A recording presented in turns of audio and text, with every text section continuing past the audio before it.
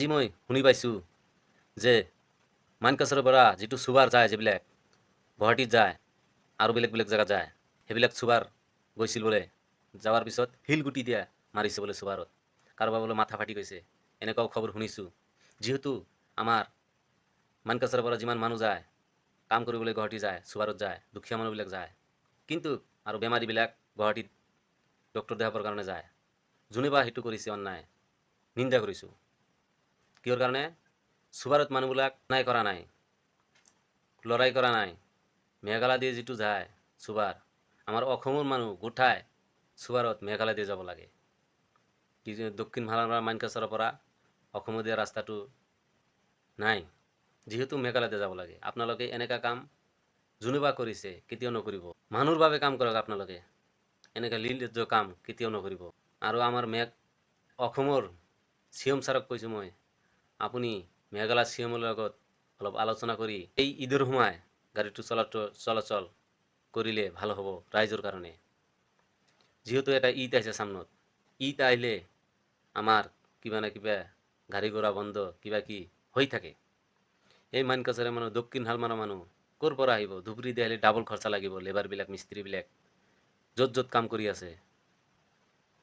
সেইটোৰ কাৰণে অনুৰোধ মোৰ, অসমৰ মুখ্যমন্ত্ৰী হিমন্ত বিশ্ব শৰ্মাৰ ওচৰত মেঘালয় চি এমৰ লগত আলোচনা কৰি সেইটো চুবাৰবিলাক গাড়ীবিলাক আপ ডাউন কৰাৰ কাৰণে সুবিধা কৰি দিয়ক, ৰাইজৰ ভাল হ'ব। আৰু যিহেতু মেঘালয় এটা কাজিয়া চলি আছে, এই কাজিয়াটোৰ কাৰণে গাড়ী ঘোড়া বন্ধ হৈ গ'ল। আমাৰ মানকাছৰৰ পৰা দক্ষিণ হালমাৰৰ পৰা মেঘালয়তে যাব লাগে চুবাৰবিলাক গাড়ীবিলাক গুৱাহাটীত।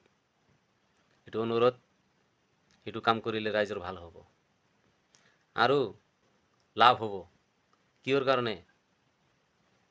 সেইবিলাক যে চুবাৰত যাই থাকে, যোনে বা মাৰিছে, এইটো লাভ হ'ব নেকি? শিলগুটি মাৰিছে, কোনো লাভ নাই, আমাৰ কাৰণে লছ। বেপাৰ বাণিজ্য বন্ধ হৈ গৈছে, কাৰ কাৰণে লছ? আমাৰ কাৰণে লছ। সুবিধা হৈছে যিকোনো, সেইটো ৰাস্তা দি আপ ডাউন কৰিব লাগে। আৰু মেঘালয়ৰ ওচৰত পাছৰত যিবিলাক ইছলাম ধৰ্মৰ মানুহ আছে, শুনি আছোঁ ঘৰ বাৰী এৰি বেলেগ জেগাত যাই আছে। এই ঈদৰ সময় সিহঁতে এটা ঈদ মানাব, আৰু সেইটো সময় ঘৰ বাৰী এৰি বেলেগ জেগাত গ'লে কেনেকৈ ঈদটো ভাল কৰি কৰিব পাৰিব? সিহঁতে বহুত বেয়া লগা কথা। আৰু বেছিভাগ আমাৰ অসমৰ ৰাইজৰ কাৰণে অসুবিধা বেছি হৈ গৈছে। এতিয়া ঈদৰ সময় মানুহ 2 টকা উপাৰ্জন কৰি মানকাছৰত, দক্ষিণ হালমাৰা আৰু বেলেগ বেলেগ জেগাত ঘৰত আহিব।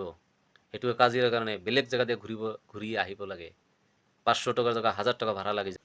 কিমান টকা কামাই কৰিছে সিহঁতে বাহিৰত যায়। অসমৰ চি এম ছাৰ যদি সেইটো আলোচনা কৰি সমাধান কৰিব পাৰে, তেনেহ'লে ৰাইজৰ কাৰণে ভাল। অসমৰ চি এমক সেইটো যদি কৰি দিব পাৰে, চেলুট জনাম। আৰু একটা ভাল কাম কৰিছে, শুনি ভাল লাগিছে। যিমান মহিলা আছে, মহিলাক অৰুণোদয় দিলে 10,000 টাকা কৰি। অসমৰ মুখ্যমন্ত্ৰীক ধন্যবাদ জনালোঁ। ঈদৰ সময় যে পইচাটো সোমাই দিছে, বেংকত ডিপজিট কৰি দিছে, ভাল কৰিছে। কিহৰ কাৰণে?